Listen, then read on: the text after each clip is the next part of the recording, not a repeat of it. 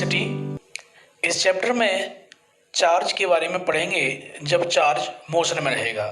पिछले दोनों चैप्टरों में हमने चार्ज के बारे में पढ़ा, लेकिन उनमें चार्ज रेस्ट पे हुआ करता था। इस चैप्टर में चार्ज मोशन में रहेगा, राइट। यहाँ पर इस चैप्टर का नाम है करंट इलेक्ट्रिसिटी। जो करंट मीन्स है, करंट का मतलब है टू फ्लो। कुछ भी जो फ्लो करे उससे जो बनता है उसको हम कहते हैं करंट। जैसे एयर का फ्लो करना एयर करंट कहलाता है। किसी पाइप में, किसी रिवर में वाटर का फ्लो करना वाटर करंट कहलाता है। इसी तरीके से अगर चार्जेस जैसे कि इलेक्ट्रॉन और प्रोटॉन अगर ये मूव करते हैं, ये चलते हैं या ये फ्लो करते हैं किसी वायर में, तो हम उसको कहते हैं इलेक्ट्रिक करंट, राइट। तो करंट मीन्स टू फ्लो। अगर वाटर फ्लो करे तो वाटर करंट, अगर एयर फ्लो करे तो एयर करंट, और अगर चार्ज फ्लो करे तो इलेक्ट्रिक करंट। चैप्टर का नाम है करंट इलेक्ट्रिसिटी, क्योंकि इसमें चार्ज के फ्लो के बारे में पढ़ेंगे, चार्ज फ्लो करेगा। इस चैप्टर का दूसरा नाम एक और है इलेक्ट्रोडायनामिक्स। इलेक्ट्रोडायनामिक्स, राइट, इसको हम बोल सकते हैं इलेक्ट्रोडायनामिक्स, राइट। अब देखिए यहाँ पर है चार्ज का फ्लो करना। तो चार्ज क्यों फ्लो करे? तो हम जानते हैं कि अगर कोई चार्ज Q है और उसको किसी इलेक्ट्रिक फील्ड E में रख दिया जाता है तो उस पर जो एक फोर्स लगने लगता है, इलेक्ट्रोस्टैटिक या इलेक्ट्रिकल फोर्स लगना लगता है, जिसकी value electric field multiplied by charge के बराबर होती है, राइट। तो this is the value of force, electrical force experienced by that charge, right. F की जगह पर M इंटू A लिख सकते हैं Q इंटू E, और A equal to QE upon M। इतना एक्सेलरेशन लगने लगेगा उस चार्ज Q पर, जिस पर चार्ज Q है और जिसका मास M है, राइट। तो इस एक्सेलरेशन की वजह से वो चार्ज चलने लगेगा। यानी कुल मिला के बात यह है कि जब किसी चार्ज को इलेक्ट्रिक फील्ड में रखा जाएगा तो उस पर एक फोर्स लगेगा जिसकी वजह से वो चलने लगेगा। अब ये चार्ज पार्टिकल किस में चलेंगे? जैसे कि वाटर फ्लो करेगा पाइप में, रिवर में, तो चार्ज पार्टिकल कहाँ फ्लो करेंगे? तो हम जानते हैं मेटल के पास, कंडक्टर के पास फ्री इलेक्ट्रॉन होते हैं।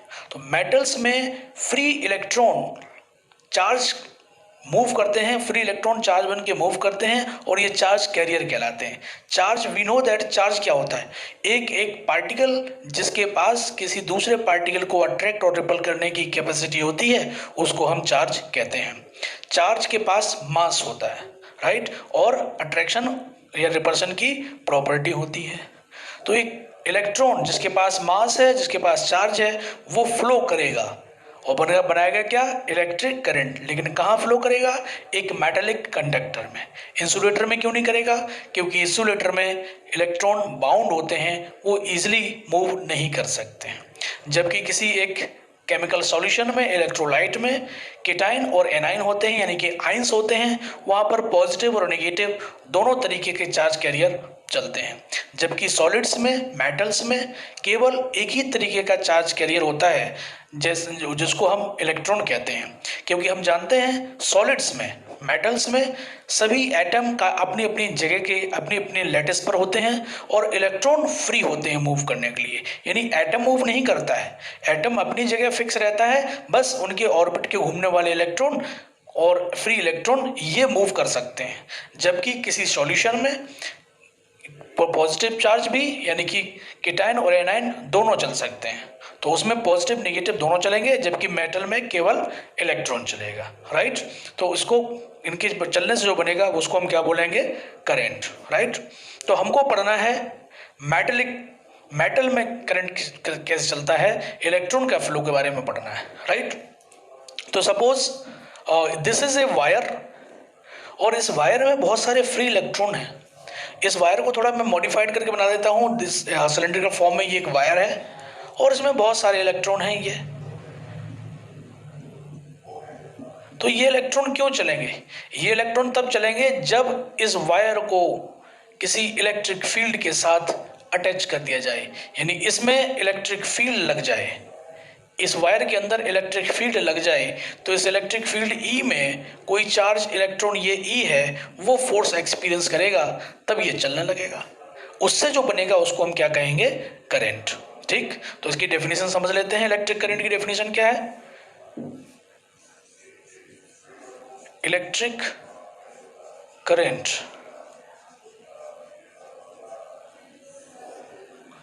इलेक्ट्रिक करंट का मतलब है कि charge flown through a cross sectional area of a wire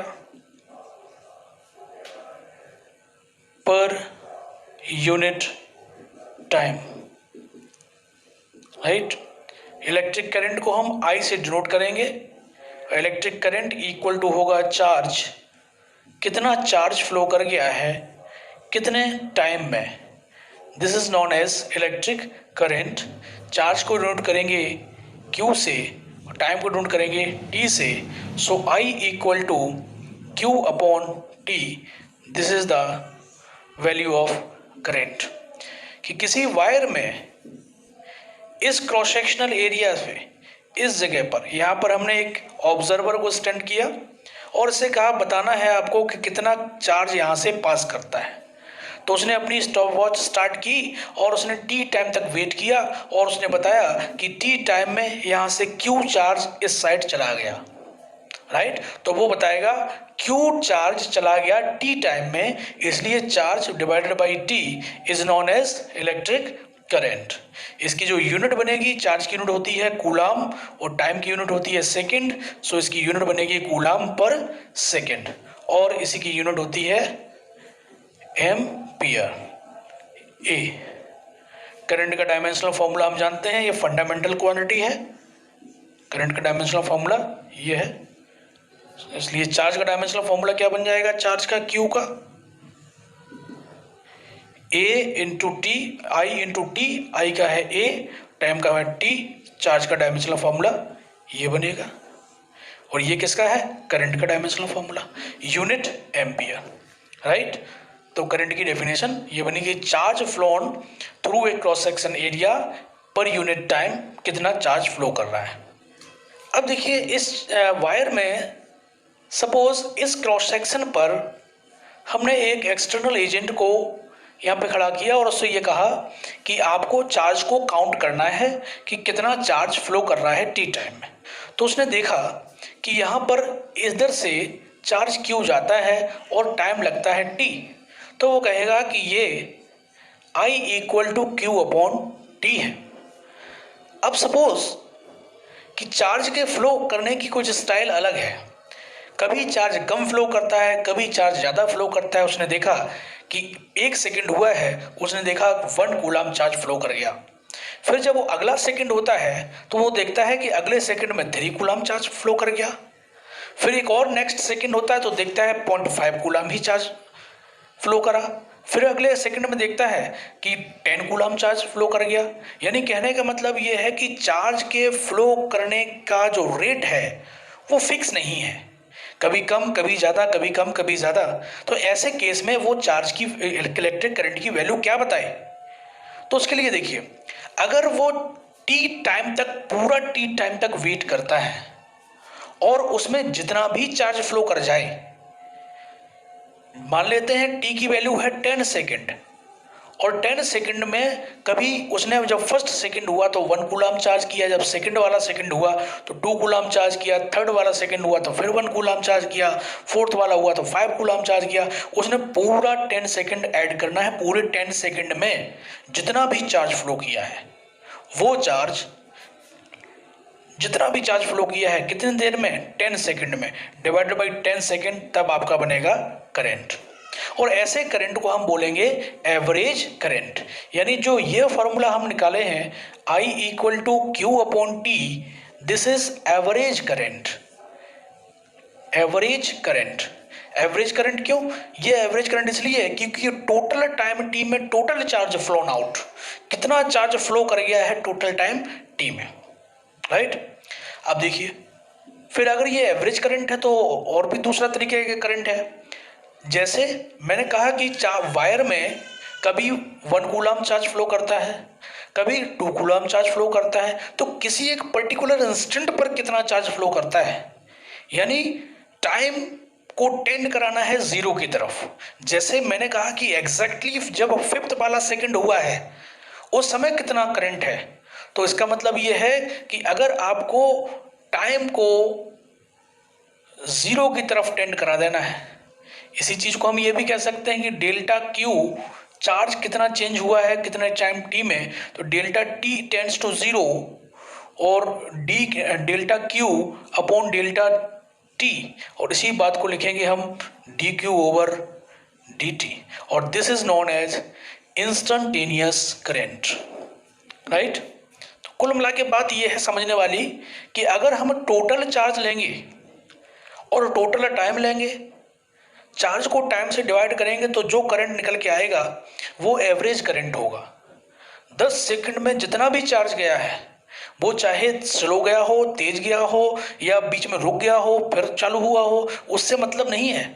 पूरे 10 सेकंड में जितना चार्ज गया है divided by time 10 second is known as average current, right. और अगर बीच में किसी एक पर्टिकुलर इंस्टेंट पर हम पूछ रहे हैं, टाइम के इंस्टेंट पूछ रहे हैं कि जैसे ही 6th वाला सेकंड होता है 6 सेकंड, उस समय करंट की वैल्यू बताइए, तो एग्जैक्टली उसी समय जितना चार्ज फ्लो हो रहा है वो होगा उसका इंस्टेंटेनियस करंट, और इंस्टेंटेनियस करंट को लिखेंगे D Q over D T. Unit उसकी भी सेम रहेगी, है तो करंट ही, बस वो एवरेज करंट है और ये इंस्टेंटेनियस करंट है। तो ये दो टाइप हैं करंट के, इलेक्ट्रिक करंट के type. First, direct current,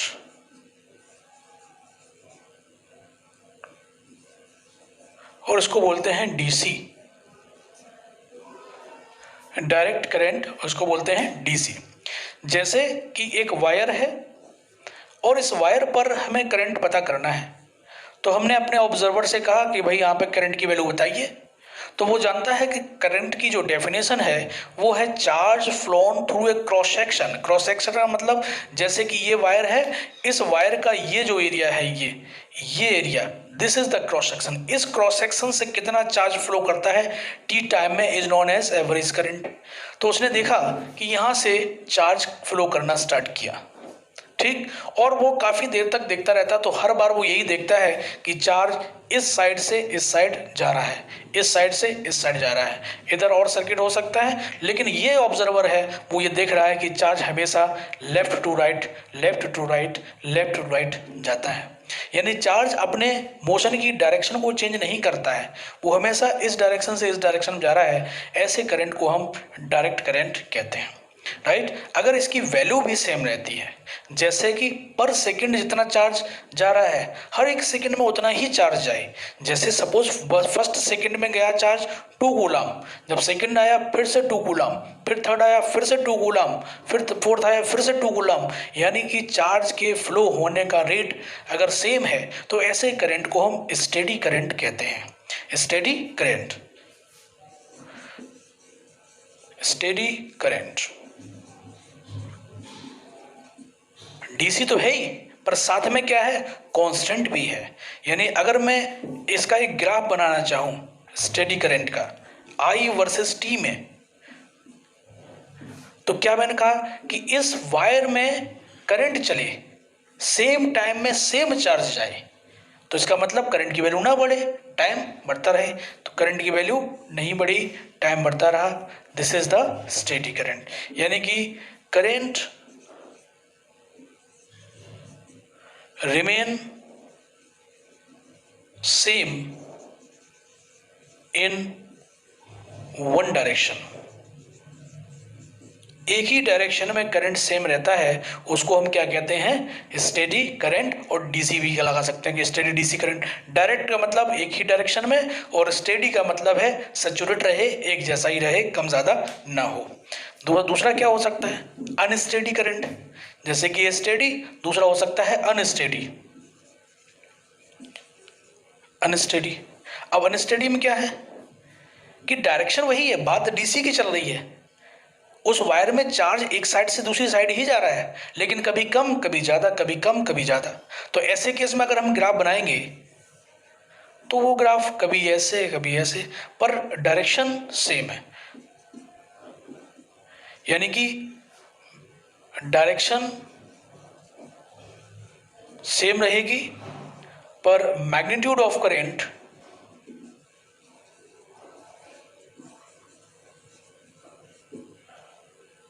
changes, magnitude of current changes. यहां पर remain same, current remain same यानी मैग्नीट्यूड सेम रहता है और डायरेक्शन भी सेम रहती है, तो उसको हम स्टेडी कहते हैं और इसको हम अनस्टेडी कहेंगे, राइट।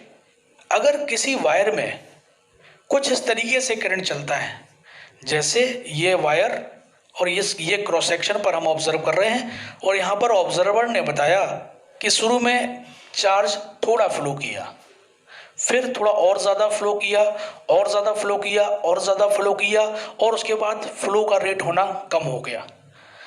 यानी सपोज मैं ग्राफ बनाना चाहूँ टाइम का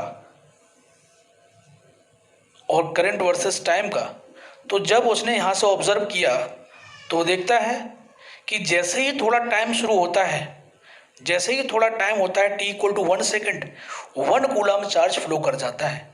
तो थोड़ा सा चार्ज फ्लो कर गया यानी कि करंट का ग्राफ यहाँ आएगा। फिर वो देखता है कि अगला एक और सेकंड होता है तो चार्ज का रेट ज़्यादा हो जाता है, तो चार्ज का रेट ज़्यादा हो गया, इसका मतलब करंट भी ज़्यादा हो गया, तो करंट ज़्यादा हो गया, ये देखिए। फिर अगला सेकंड और हुआ, ये 1 सेकंड की बात, ये अगले 1 सेकंड की बात, 1 सेकंड, 2 सेकंड, फिर एक और सेकंड होता है, तो फिर देखता है कि चार्ज का फ्लो होना और तेज हो गया है, तो और तेज हो गया है, ये 3rd सेकंड पे ये हो गया। अब अगले नेक्स्ट सेकंड में जब देखता है 4th सेकंड में, तो देखता है कि चार्ज का फ्लो होना कम हो गया है।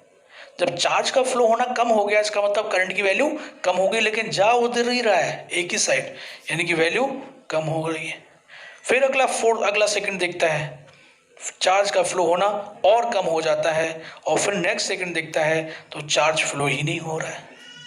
तो अगर उसने अब ग्राफ बनाया तो ग्राफ बनेगा लाइक दिस।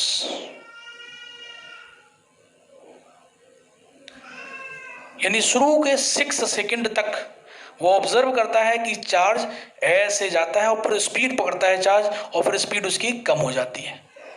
अब वो क्या देखता है, 6 सेकंड के बाद चार्ज ने लौटना स्टार्ट कर दिया, वापस डायरेक्शन में उल्टी डायरेक्शन में आना स्टार्ट कर दिया। तो जब उल्टी डायरेक्शन में चार्ज स्टार्ट आना कर दिया, तो उसने कहा करंट ने अपनी, चार्ज ने फ्लो करने की डायरेक्शन बदल दी है, इसलिए करंट ने भी अपनी डायरेक्शन बदल दी है। शुरू में देखा कि चार्ज स्लोली वापस आ रहा है, फिर उसने अपनी स्पीड बढ़ाई चार्ज ने आने की, फिर और बढ़ाई और बढ़ाई और बढ़ाई, बढ़ाते बढ़ाते एक मैक्सिमम लिमिट पर पहुंचा। उसके बाद चार्ज ने फ्लो होना धीरे धीरे कम कर दिया। तो फिर से अगर हम ग्राफ बनाएंगे तो धीरे धीरे चार्ज बढ़ता है बढ़ता है बढ़ता है और मैक्सिमम लिमिट तक जाता है, उसके बाद फिर कम होता है कम होता है कम होता है, फिर से जीरो हो जाता है। ऐसे करंट को हम अल्टरनेटिंग करंट कहते हैं, अल्टरनेटिंग करंट कहते हैं, और उसको हम शॉर्ट में एसी कहते हैं। यानी सेकेंड टाइप का जो है वो अल्टरनेटिंग करंट एसी। इसमें चार्ज एक साइड से किसी क्रॉस सेक्शन पर, इस क्रॉस सेक्शन पर एक साइड से चार्ज जाता है, फिर और जाता है, फिर और आता है, फिर और आता है, फिर धीरे धीरे वो चार्ज का फ्लो होना कम होता है, फिर वो चार्ज फ्लो होना रुक जाता है। फिर अगली बार नेक्स्ट टाइम में वो इधर वापस आना चार्ज शुरू करता है, इधर से आता है, फिर स्पीड बढ़ाता है, धीरे धीरे फिर कम हो जाता है। यानी बिल्कुल ये ऐसे है जैसे कि एक पेंडुलम में चार्ज ये गया, ये आया, ये गया, ये आया, वापस आता है। तो क्रॉस सेक्शन पर, किसी क्रॉस सेक्शन पर हम देखते हैं चार्ज इधर भी गया, इधर भी आया, इधर भी गया, इधर भी आया। तो ऐसे करंट को हम अल्टरनेटिंग करंट कहते हैं। ठीक, तो दिस इज अल्टरनेटिंग करंट, यानी कि चार्ज फ्लोज टू एंड फ्रो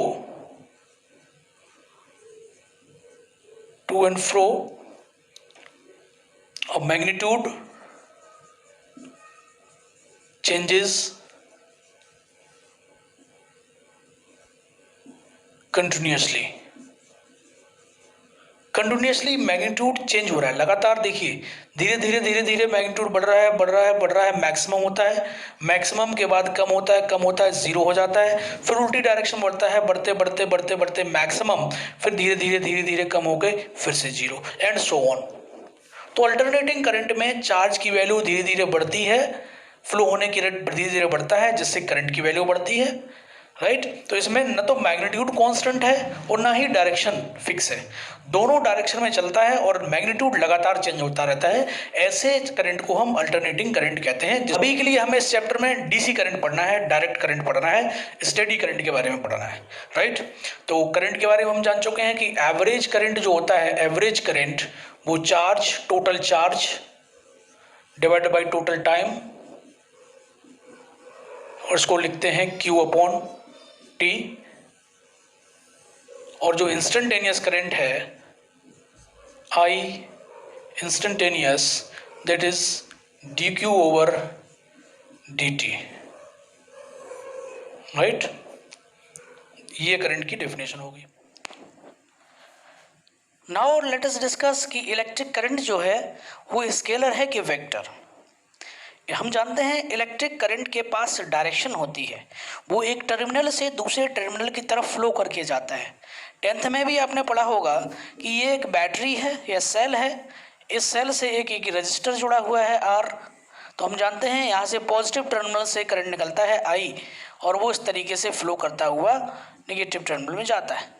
तो इस पॉइंट का नाम अगर मैं A दूँ, इस पॉइंट का नाम मैं B दूँ, तो A से लेके B तक की डायरेक्शन में करंट फ्लो कर रहा है, यानी current has direction as well as magnitude. तो है ही कितना magnitude, current I equal to Q upon T, this is the magnitude of current. Charge divided by time, charge is a scalar quantity, time is a scalar quantity, so current should be scalar but it also have direction, right. So current के पास scalar तो है ही, scalar value magnitude तो है ही, as well as direction भी है, तो इसको स्केलर होना चाहिए कि वेक्टर। तो आंसर है ये एक स्केलर क्वांटिटी है, वेक्टर नहीं है। भले ही इसके पास डायरेक्शन है फिर भी ये वेक्टर नहीं है, यानी although current has direction still it is not a vector quantity because it does not follow the rule of vector law addition. जो वेक्टर लॉ एडिशन होते थे, हमने जानते हैं कि कोई वेक्टर ये है और उसके अपोजिट डायरेक्शन में एक और वेक्टर आ रहा है, तो उनका जो रिजल्टेंट होता था वो इन दोनों के सब्ट्रैक्ट करने से आता है। लेकिन करंट के केस में ऐसा नहीं है, ऐसा नहीं है कि इधर से 5 एम्पियर करंट चला आ रहा है और एक और दूसरा वायर है, इसमें भी 5 एम्पियर करंट चला आ रहा है, तो इसका आंसर ये हो जाएगा कि ये करंट खत्म हो जाएगा, ऐसा नहीं है। इसमें से एक वायर और जुड़ेगा तो 5 एम्पियर ये, 5 एम्पियर ये, और ये आ जाएगा आपका 10 एम्पियर करंट, राइट। यानी अगर इसमें से इधर से 5 एम्पियर आ रहा है, एक दूसरा वायर ऐसे जोड़ा है, 5 एम्पियर इधर आ रहा है, तीसरा वायर ये है, तो ये नहीं है कि ये दोनों एक दूसरे को कैंसिल कर देंगे, यहाँ कुछ नहीं जाएगा, ऐसा नहीं है, यहाँ पे करंट जाएगा, ठीक। और कोई ये ज़रूरी नहीं है कि ऐसे एक दूसरे के अपोजिट हो, ऐसे भी वायर हो सकते हैं, 5 एम्पियर 5 एम्पियर, तब भी आंसर इधर जो आएगा करंट वो 10 एम्पियर का आएगा।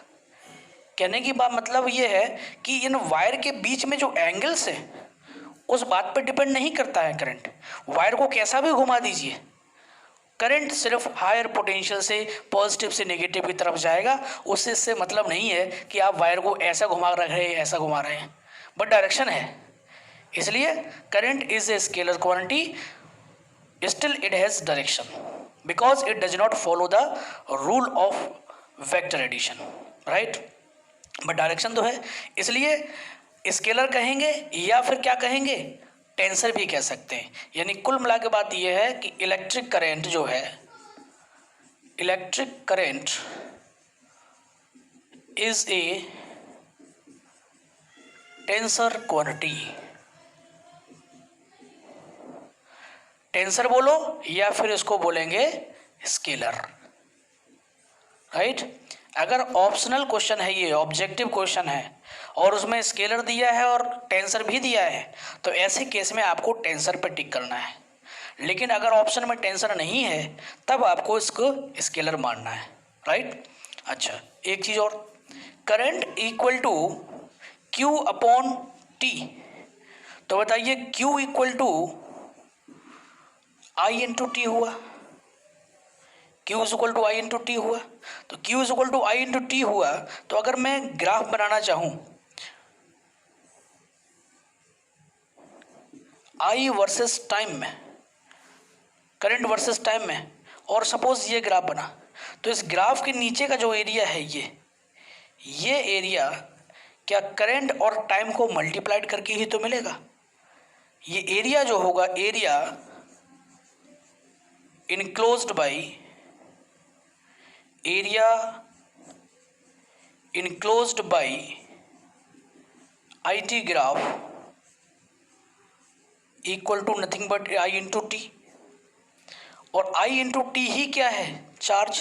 यानी चार्ज की वैल्यू, जो चार्ज फ्लो हुआ है वो I इंटू टी के बराबर है। यानी चार्ज जो फ्लो है, charge flown equal to area under IT graph, area under IT graph, right. Charge flown equal to होगा एरिया अंडर IT ग्राफ। तो अब तक हमने ये समझा कि I average equal to total charge divided by total time, I average equal to total charge divided by total time. Instantaneous current I equal to dq over dt, और charge q equal to I into t, area enclosed by IT graph. यानी charge equal to area under IT graph. Let us do एक example. इस example में area I versus T का graph दिया गया है। इस एक्सिस पर टाइम लिया गया है, इस एक्सिस पर करंट लिया गया है। 0 सेकेंड से लेकर 5 सेकेंड तक, 0 सेकेंड से लेकर 5 सेकेंड तक करंट कुछ ऐसे बढ़ता है, और वो बढ़ बढ़ के इसकी वैल्यू 5 एम्पियर के बराबर होती है, राइट। उसके बाद 5 सेकेंड के बाद 10 सेकेंड तक करंट कांस्टेंट रहता है, 10 सेकेंड तक करंट कांस्टेंट रहता है। तो आपसे पूछा गया है कि कितना चार्ज फ्लो हो गया है, राइट। तो बड़ा सिंपल क्वेश्चन है। यहाँ पर देखिए कितना चार्ज फ्लो हो गया है। तो चार्ज इक्वल टू क्या होता है, charge equal to I into t, और हमारे पास ग्राफ कौन सा है, I इंटू टी। यानी this area gives the value of charge flown out. तो बस ये एरिया निकालना है, बड़ा सिंपल एरिया निकालना है। देखिए एक ट्राइंगल है, this is an triangle,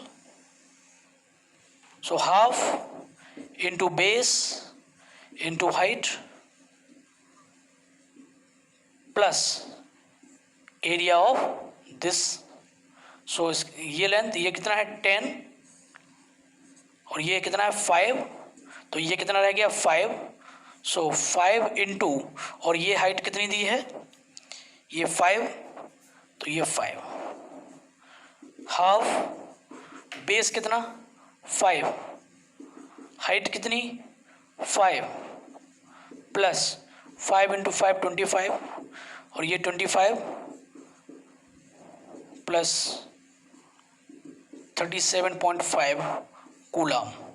this is the value of charge. इतना चार्ज फ्लो कर गया कितने टाइम में, 10 सेकेंड में। अब देखिए इस क्वेश्चन में 0 से लेके 5 सेकेंड तक लगातार I की वैल्यू बढ़ रही है, बढ़ रही है, बढ़ रही है, बढ़ रही है।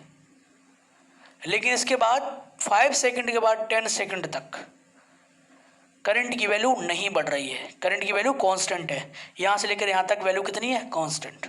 तो जब हम इसके एवरेज करंट की बात करेंगे, एवरेज करंट कितना हुआ, तो टोटल चार्ज कितना फ्लो हुआ 37.5, कितनी देर में, 10 सेकेंड में। तो अगर मैं यहाँ पर पूछूँ एवरेज करंट, I एवरेज, तो होगा टोटल चार्ज कितना फ्लोन हुआ 37.5 डिवाइडेड बाई 10 सेकेंड यानी 3.75 एम्पियर।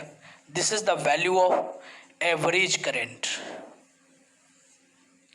पूरे इस दौरान में 10 सेकंड के ड्यूरेशन में एवरेज वैल्यू ऑफ करंट होगी 3.75 एम्पियर। लेकिन अगर हमसे पूछा जाए इंस्टेंटेनियस करंट तो फिर पूछा जाएगा कि कौन से इंस्टेंट पर। बोले इंस्टेंट वेव इस इंस्टेंट पर बताइए जब 7 सेकंड हुए थे। 7 सेकंड हुए तो 7 सेकंड पर कितनी थी 5 एम्पियर। 8 सेकंड पर भी कितनी थी 5 एम्पियर। 9 सेकंड पर भी कितनी थी 5 एम्पियर।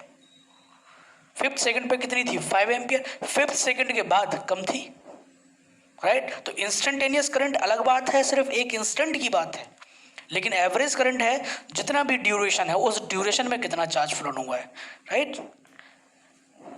एक वायर में जो है चार्ज फ्लो हो रहा है और उस चार्ज फ्लो होने का फंक्शन है टाइम का एक फंक्शन है, यानी टाइम के साथ वो चार्ज कॉन्स्टेंटली फ्लो नहीं हो रहा है, टाइम के साथ वेरी कर रहा है चार्ज का फ्लो होना। और वो फंक्शन है charge Q equal to Q function है टाइम का, इसलिए QT equal to AT square plus BT plus C। और A की वैल्यू दी है 5, B की वैल्यू दी है 3 और C की वैल्यू दी है 1।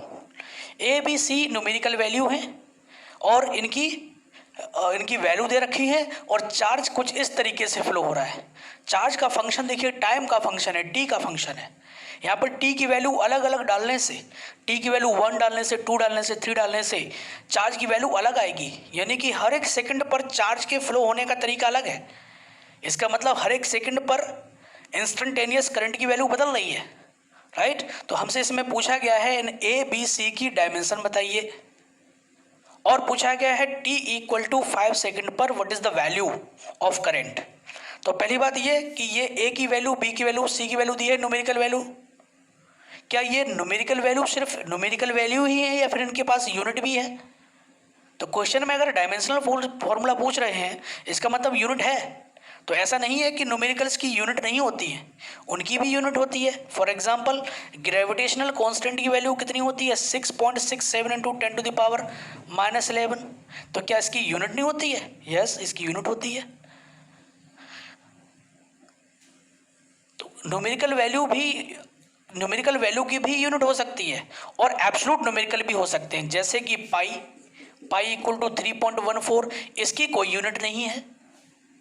लेकिन C लाइट की speed 3 into 10 to the power 8, इसको भी हम कांस्टेंट ही मानते हैं। लाइट की स्पीड इन वैक्यूम, पर इसकी यूनिट है मीटर पर सेकंड। इसी तरीके से G की वैल्यू 6.67 10 टू पावर -11, ये यूनिवर्सल कांस्टेंट है लेकिन इसकी यूनिट है। कैसे निकालते हैं? F equal to G m1m2 upon R square, so newton metre square upon kg square, तो इसकी भी यूनिट है।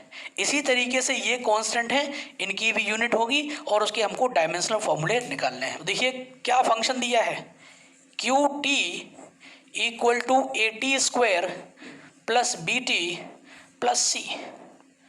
11th में हमने पढ़ा है होमोजेनिटी, यानी कि एक इक्वेशन के लेफ्ट साइड में जो क्वांटिटी लिखी है वही क्वांटिटी राइट साइड में भी होनी चाहिए। You cannot equate force equal to velocity। अगर आपको एक इक्वेशन बनानी है तो लेफ्ट साइड में अगर वेलोसिटी लिखेंगे तो राइट साइड में भी आपको वेलोसिटी लिखनी पड़ेगी। लेफ्ट साइड में डिस्प्लेसमेंट लिखेंगे तो राइट साइड में भी डिस्प्लेसमेंट लिखना पड़ेगा। ऐसा नहीं हो सकता कि आपने डिस्प्लेसमेंट इक्वल टू वेलोसिटी लिख दिया, ऐसा नहीं हो सकता। इसी तरीके से यानी इसी बेसिस पर ये इक्वेशन देखिए, अगर ये इक्वेशन ठीक है तो लेफ्ट हैंड साइड में क्या लिखा हुआ है? चार्ज।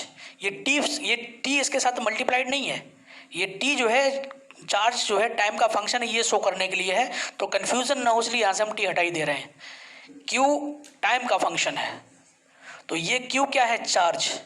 तो इधर भी सब क्या होना चाहिए? चार्ज, यानी ये सब क्या है? Charge, right. अब अच्छा देखिए इसमें कुछ चीज़ें आपस में ऐड हो रही हैं, तो हम ये भी जानते हैं कि सेम तरीके की चीज़ों को ही हम आपस में ऐड कर सकते हैं। You can not add two different things.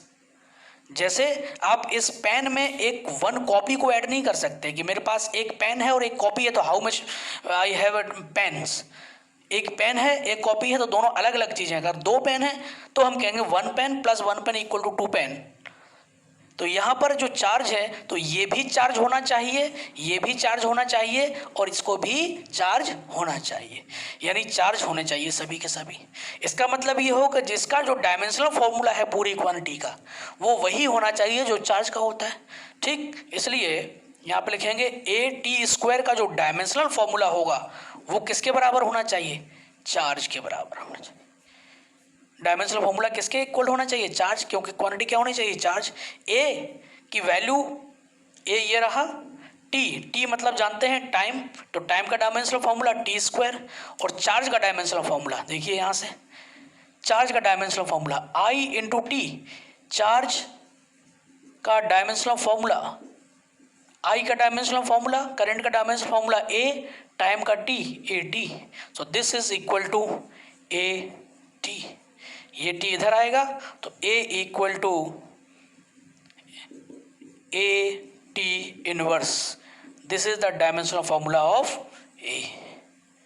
अगर यूनिट की बात करें तो एम्पियर पर सेकंड इस कांस्टेंट की यूनिट हो गई। इसी तरीके से अगर हम बी की बात करेंगे तो बी टी जो मिला करके है ये पूरी क्वांटिटी क्या होनी चाहिए? चार्ज क्यू होनी चाहिए। बी तो बी है, कांस्टेंट है, इस टी, और चार्ज का ए इंटू टी, टी से ये कैंसिल, सो बी का डायमेंशनल फॉर्मूला हो गया ए। बी का डायमेंशनल फॉर्मूला ए। सिमिलरली सी को भी क्या होना चाहिए? चार्ज क्यू, और क्यू का डायमेंशनल, चार्ज का डायमेंशनल फॉर्मूला ए टी। तो ये तीनों के डायमेंशनल फॉर्मूले आ गए। 11th के कॉन्सेप्ट पर बेस्ड ये क्वेश्चन, राइट। तो तीनों को डायमेंशनल फॉर्मूले मिल गए। At T equal to 5 second. अब देखिए यहाँ पर लैंग्वेज की बात है, एक वर्ड के चेंज करने से क्वेश्चन चेंज हो जाएगा।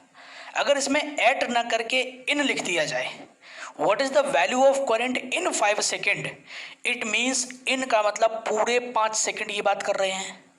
तो इस एक्सप्रेशन में हम t इक्वल टू 5 रखेंगे और ए बी सी की वैल्यू रखेंगे, तो 5 सेकंड में चार्ज फ्लोन कितना हुआ है, चार्ज कितना फ्लो किया है वो निकलेगा, और डिवाइड कर देंगे 5 सेकंड से तो करंट की वैल्यू आएगी। लेकिन यहाँ पर पूछा गया है एट, इसका मतलब सिर्फ और सिर्फ 5th सेकंड की बात की जा रही है। 5th सेकंड से पहले क्या हुआ है कोई लेना देना नहीं है, 5th सेकंड के बाद क्या हुआ है उससे भी कोई लेना देना नहीं है, राइट। तो एट इक्वल टू 5 सेकंड, तो हमको क्या पता करना है? एट का मतलब है एक पर्टिकुलर इंस्टेंट पर, इसका मतलब हमको चाहिए इंस्टेंटेनियस करंट, राइट। तो इसको क्या करना पड़ेगा? डिफरेंशिएट, क्योंकि इंस्टेंटेनियस करंट का फॉर्मूला है D Q over D T. एक इंस्टेंट पर उसको हम डिफरेंशिएट कर देंगे तो आएगा आपका इंस्टेंटेनियस करंट। सो इसको हम डिफरेंशिएट करेंगे। So we know that instantaneous current I equal to होता है D Q over D T. So D over D T, Q की वैल्यू पूरा एक एक्सप्रेशन है और ए की वैल्यू है 5 टी स्क्वायर प्लस बी की वैल्यू 3 टी प्लस 1। इसको डिफरेंशिएट करेंगे, डिफरेंशिएशन 11th की बात है, 10 T plus 3, this is the differentiation. So this is the value of I. तो ये एक्सप्रेशन हो गया इंस्टेंटेनियस करंट के लिए। अब इसमें जब टी की वैल्यू जो डालेंगे वो हमको सिर्फ उसी इंस्टेंट की करंट देगा। तो कितने पे पूछा गया है? At T equal to 5 second, so I equal to 10 into 5 plus 3, यानी I equal to 53 ampere. It is the value of instantaneous current at the t equal to 5 seconds. Thank you.